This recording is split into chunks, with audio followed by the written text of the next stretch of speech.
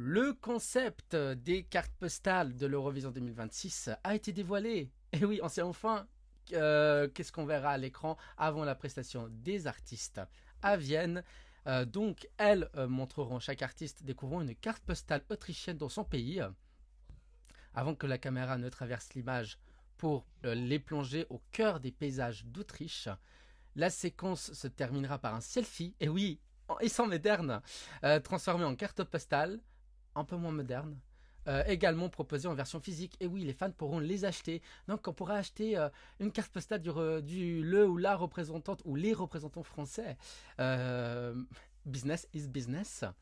Le tournage de ces cartes postales, alors ce sont les artistes hein, pour commencer, ont été lancés le mois dernier. Ils mettront en valeur le pays hôte, donc l'Autriche au fil des saisons. Et oui, les 4 saisons. Et rendra hommage donc à la première carte postale de l'histoire envoyée en 1869. C'était dans l'Empire austro-hongrois. C'était il y a très longtemps. Hein. Très peu de gens s'en souviennent. Enfin, des vivants, voire quasiment pas. Tu peux enlever le voir hein, et le quasiment. Il y en a certains, je suis sûr qu'ils ont, qu'ils ont quand même connu cette époque. Hein.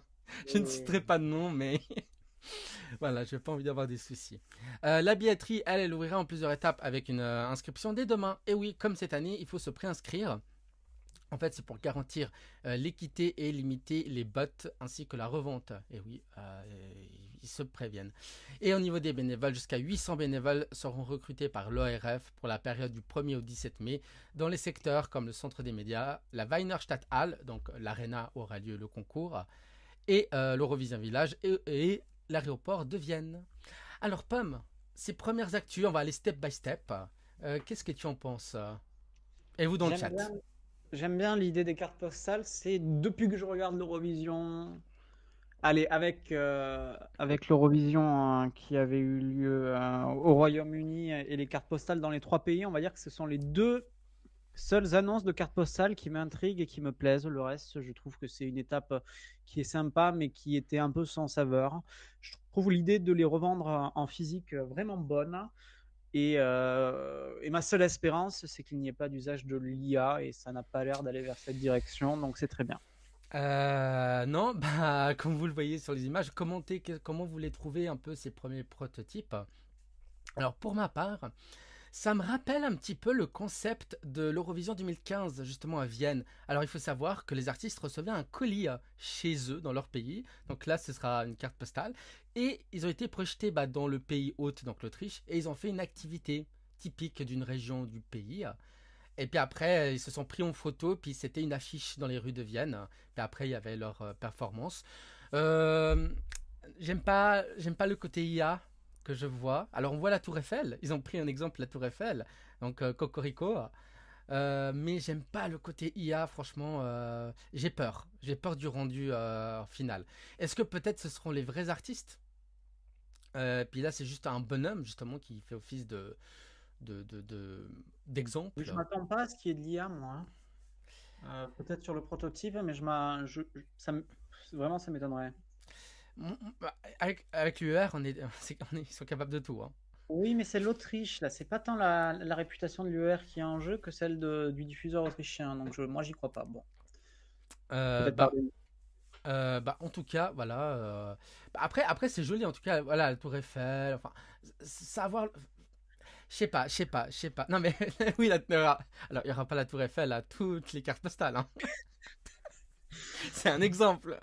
Oui, oui, Mais oui. c'est vrai que j'aime bien. J'aime bien. Par exemple, ce que je déteste comme carte postale, alors, c'était à cause voilà, du Covid.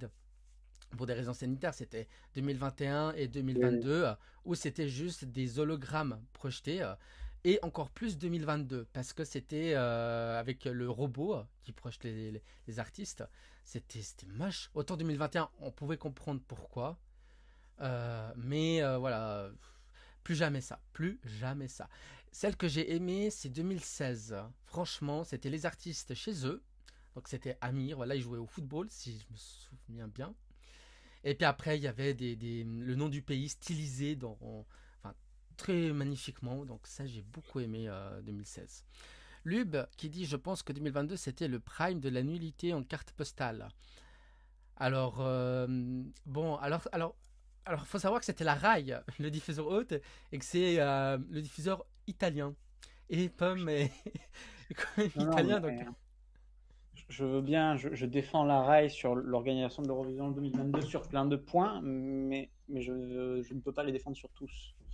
Est-ce Ah, qu'on m'entend toujours ou oui, est-ce que oui, le chat a coupé? Ok, non, non. très bien. Ok, très bien. Donc non, sans souci. Ok. Non, mais voilà, j'espère qu'ils font quelque chose de propre et moderne. C'est vrai que 2023, c'était bien aussi, avec le lien entre le Royaume-Uni, l'Ukraine et leur pays à eux. Surtout qu'il y avait, Oui, il y avait voilà, c'est intéressant. on voyait une bibliothèque dans les trois pays ou une grande roue dans les trois pays.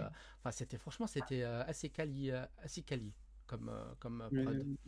Ah, Quoi? non, je m'attendais à un jeu de mots en disant assez quali, Non, mais par heureusement. contre, mention pour 2024, j'ai beaucoup aimé le fait qu'on reprenne deux anciennes prestations, Ah oui, plus après l'artiste absolument. en mode selfie moderne, un peu story. J'ai Absolument. beaucoup adoré, mais après, il ne faut pas le faire ça chaque année, quoi. Oui, Mais surtout que cette année, il y aura possiblement des pays qui n'ont jamais participé. Donc, c'est d'autant plus compliqué. le Canada, Et, peut-être. et- et que ça fonctionnait bien en plus en 2024 avec le retour du Luxembourg. En plus, c'était le meilleur exemple, car on voyait vraiment les anciennes prestations, vu que c'était le Luxembourg, alors que certains pays ont pris juste la performance de l'année précédente. Et bon, mais après, ils avaient le droit, hein. Enfin, ensuite, l'Eurovision 2026 mettra en avant la durabilité, l'inclusion, en respectant plusieurs écolabels autrichiens. Le diffuseur public autrichien adoptera des normes strictes pour l'éclairage, tandis que l'Arena, elle, fonctionnera grâce à son installation photovoltaïque.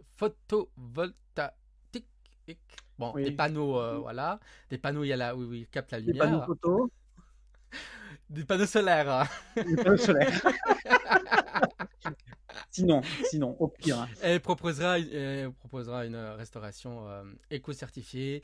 L'accessibilité sera renforcée grâce à la langue des signes internationales et aux sous-titres et aux descriptions audio disponibles pour tous les shows sur la plateforme ORF On. Donc ça c'est bien, hein.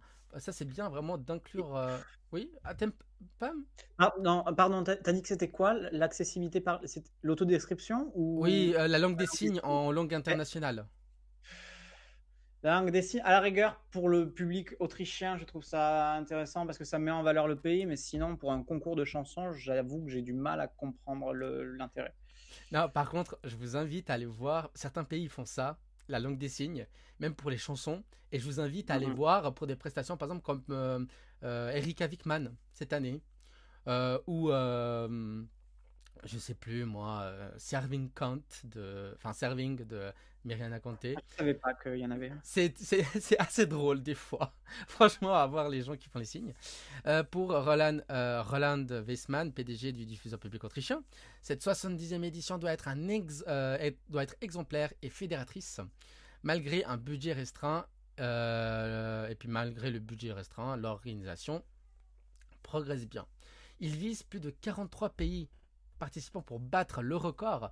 Et oui, le record, c'est 43 pays. Ça s'est produit que 3 fois. C'était en 2008, 2011 et 2018. Est-ce Mon que premier Eurovision. ouais, en plus, pour le premier Mm. Eurovision de Pomme. Donc il reste voilà optimiste. Voilà, il est content que la Bulgarie, la Roumanie et la Moldavie reviennent. Ça fait de l'argent en plus. Et puis il se réjouit de l'intérêt croissant du Canada. La liste des pays participants sera annoncée avant Noël. Donc ce sera notre Ah oui, cadeau de très bien. Noël ou un cadeau empoisonné, on ne sait pas. À voir. Selon Euro Festival News, le tirage au sort des demi-finales se tiendra le 12 janvier. Le média italien précise aussi que les délégations devront remettre à l'UR leurs chansons ainsi qu'un premier aperçu de leur concept scénique et du décor d'ici au 9 mars. C'est une semaine plus tôt que d'habitude, hein. Donc je comprends maintenant pourquoi certains diffuseurs font leur sélection nationale vraiment vraiment plus tôt. Euh, Et on salue le festival de San Remo, voilà. qui a lieu un mois Non, plus tard. non mais sans Raymond, parce qu'il y a les Jeux Olympiques, hein. Oui, oui, bien sûr. Non mais je Mais pense, je pense ça par va être exemple, juste. je pense par exemple à Malte, c'est mi-janvier déjà, Alors normalement, il me semblait que c'était un peu plus tard pour Malte. Après là, on aura l'Albanie et le Monténégro déjà, et peut-être on aura des chansons déjà d'artistes sélectionnés en interne, peut-être Chypre, de Antigone, on ne sait pas, à voir. Au niveau des règles, au niveau des règles, alors, mesdames et messieurs, l'UR a introduit des nouvelles règles dès 2026.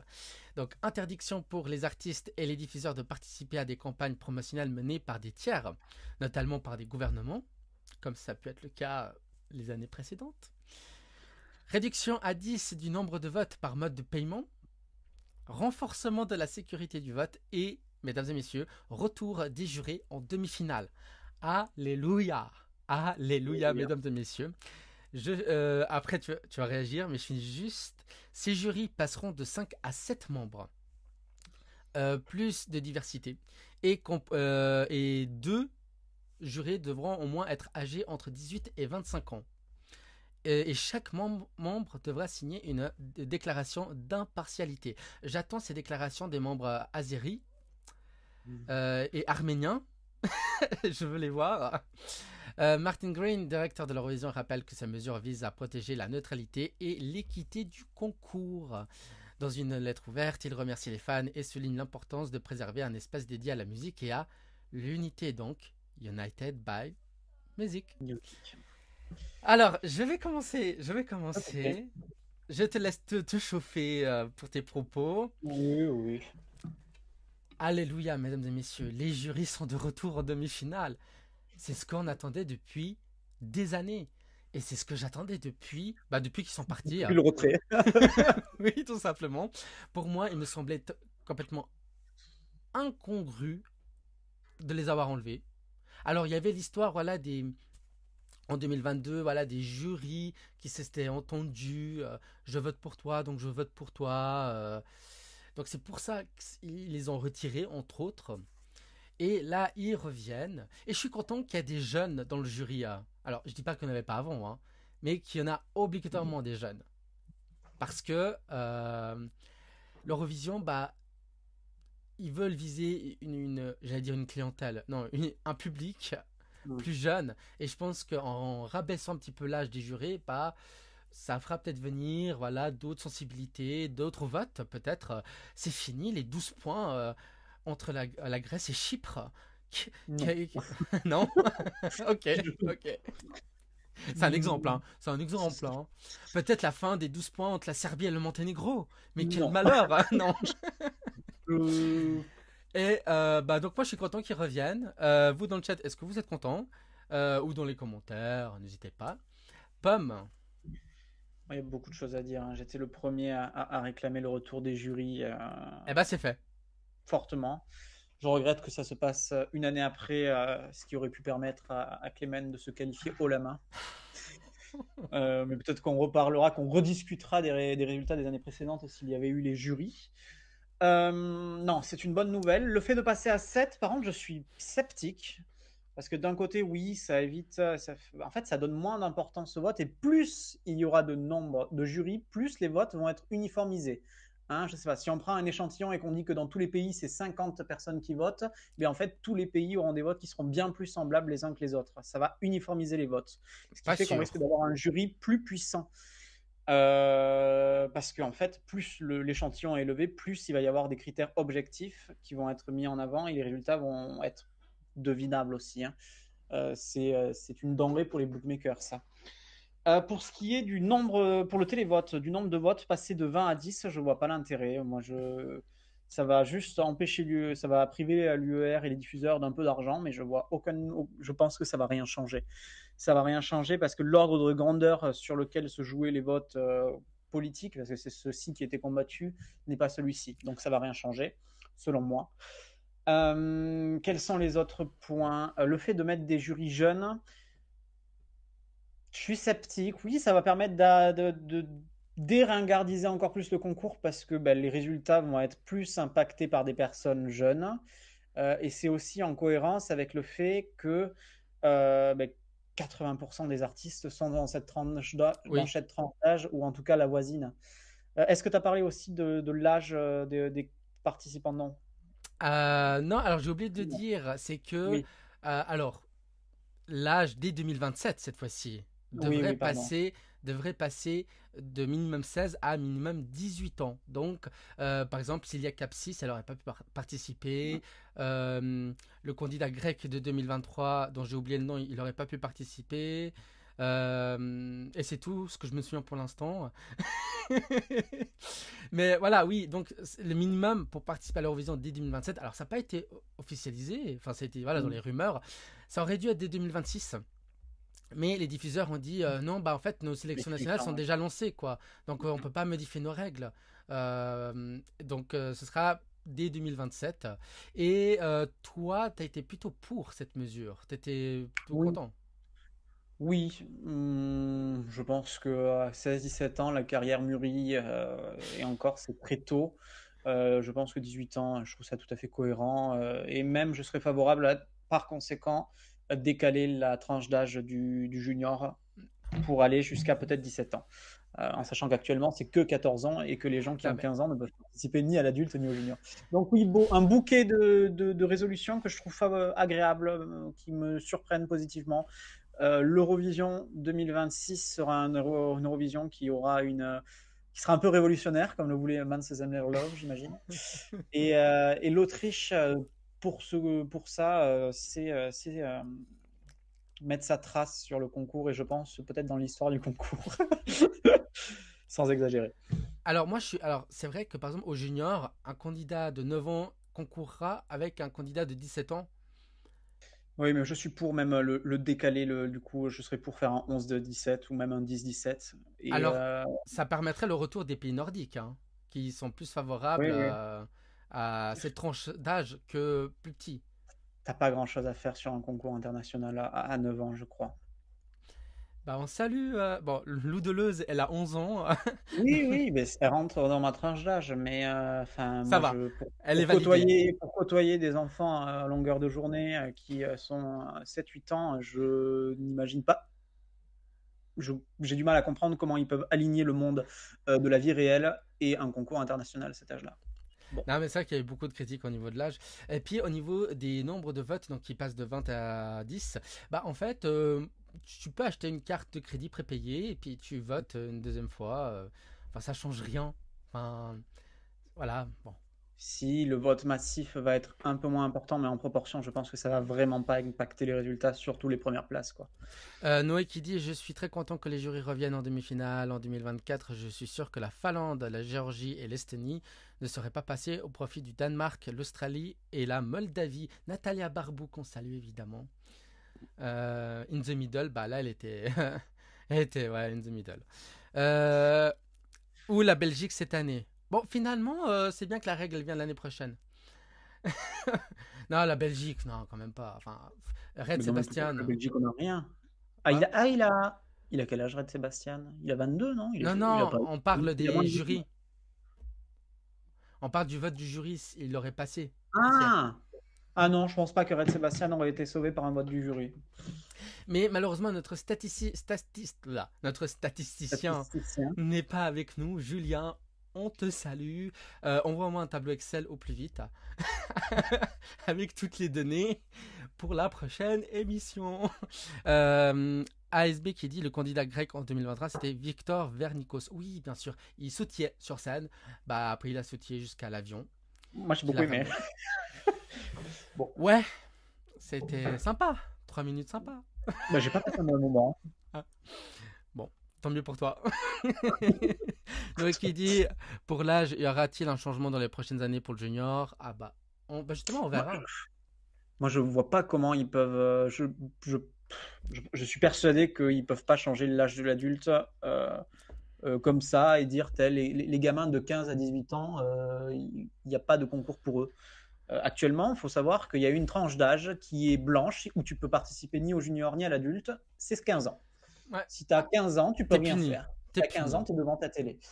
T'es puni. Bon, c'est une année, hein, mais je trouve ça déjà curieux. Alors je pense qu'ils le modifieront en conséquence si c'est appliqué dès 2027. Romain qui dit en 2025 avec les jurys, la Belgique serait passée. Bon bah c'est ce que je dis, c'est mieux que c'est à partir de 2026. Non, mais enfin, j'étais pas fan de la chanson, mais bon, voilà. On va pas revenir en arrière. Quoique. Non, ASB qui dit je suis aussi content du Mm. retour des jurys internationaux en demi-finale. Par contre, je ne suis pas sûr que le passage de 10 à 20 votes pour le télévote empêchera les votes de soutien. Bah non. Si, par contre, je pense Bah que ça oui. va peut-être très légèrement impacter le vote par origine, hein. Non, Mais non, alors, je suis la, d'accord la avec lui. diaspora. Je suis d'accord avec lui, justement. C'est pour ça que je dis bah non, ça va rien changer. Oui, oui, Euh, oui. alors évidemment, le sujet de cette saison, bah, c'est Israël, voilà. Le vote prévu sur sa participation a été annulé, voilà, cancelled. Mais un vote pourrait malgré tout être organisé début décembre si les diffuseurs estiment les garanties insuffisantes, enfin selon les nouvelles règles, voilà, qui ont été dévoilées. Plusieurs diffuseurs ont réagi le même jour, hein. Alors ouais, tous décommuniqués par-ci par-là. La RTE en Irlande et la RTVSLO en Slovénie menacent de boycotter, bah, voilà, si l'État hébreu participe, tandis que la RTBF en Belgique avec la VRT et la Trovos aux Pays-Bas attendront les conclusions de l'Assemblée générale début décembre. De leur côté, la ROUV en Islande et la NRK en Norvège se disent satisfaits des mesures annoncées, même si le diffuseur public islandais consultera les diffuseurs nordiques avant un éventuel vote les 4 et 5 décembre. Donc ce sera deux dates cruciales, cruciaux, cruciaux Crucial. crucial, d'accord, alors crucial pour l'Eurovision. Oui, oui. En Espagne, alors là, la direction de la RTVE devra s'exprimer jeudi dès 16h devant la commission mixte du contrôle parlementaire, donc du diffuseur public espagnol, après l'ajout à l'ordre du jour de la question de la participation du pays à Vienne, à la demande d'un député socialiste, donc qui fait partie du même parti que le Premier ministre Pedro Sanchez.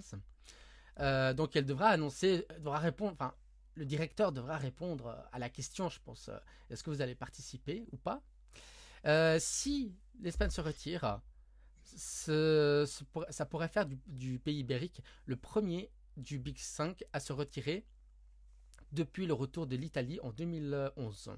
Donc ce sera un Big 4 s'ils n'incluent pas quelqu'un d'autre. Alors, il faut rappeler que prochainement, Delphine Ernotte, présidente de l'UR, entre autres, mais de France Télévisions, sera devant les sénateurs ou devant les députés, si je ne me trompe pas. En tout cas, elle est convoquée le 10 décembre pour des questions sur comment ils gèrent l'argent de France Télévisions. Et est-ce qu'ils poseront la question sur Israël à l'Eurovision? Rien n'est C'est exclu, pas hein. impossible. Rien n'est exclu. Surtout que c'est la présidente de l'UR, en Je plus. pense. Si c'est au Sénat, je pense pas. Si c'est à l'Assemblée nationale, c'est pas impossible. Oui, en tout cas, bon, de base, j'avais prévu de regarder hein, cette séance, mais là, je pense Moi, que je le je vais, regarderai. là, je pense que je vais encore plus le regarder. Donc, ce sera le 10 Oui, oui. décembre. 10 Ouais. décembre, notez dans vos agendas. Ou Non, mais pas, hein. Si ça vous intéresse pas, vraiment, vous forcez pas non plus, quoi. Si vous avez voilà, autre chose à faire, on comprendra, quoi. oui, quand même. On vous le résumera s'il y a des choses à Vous voulez pas résumer. regarder 2 heures pour pas que ça parle de l'Eurovision et qu'on vous le dise en plus à l'Euromag le dimanche qui suit, bon. Non, mais si ça parle d'Eurovision, évidemment on vous le dira dans le remag. Mais pas le 14, parce qu'il y aura une émission spéciale junior, mais plus tard. Bon. Ah bah oui. Ah bah oui. Donc cette question d'Israël, voilà, elle agite toujours le débat public, enfin le débat des diffuseurs européens. On arrivera bientôt à la fin de, de, de, de cette aventure, de cette question, quoi. Espérons. Espérons que, enfin, si je dois commenter ça, j'espère qu'il va y avoir une décision qui va être très claire, qui va être prise début décembre, et que ça amène une position ferme, c'est-à-dire que oui, il participe, non, il participe pas. Chacun en tire ses conséquences et qu'on n'en parle plus à partir de janvier, quoi. Euh, J'espère que ça va se passer comme ça, même si ça sera certainement pas le cas. Personnellement, j'espère qu'on pourra passer à autre chose parce que c'est pas que j'en ai gros sur la patate, mais, Mais, euh, mais euh, c'est mais un pesant, peu quand voilà. même. Mais un peu quand même. Non, mais voilà, c'est bon. Enfin, bon. Bref, on verra. Parce que là. Bah voilà, c'est tout ce qu'on pouvait dire sur les dernières infos de l'Eurovision 2026. Et il y en a eu. Et on en aura d'autres. Il nous manque bah, la scène, les présentateurs. Oui. Euh, Est-ce qu'il y aura un thème où ils vont garder le thème qu'ils ont dévoilé en août? C'est ce que je me demande en fait.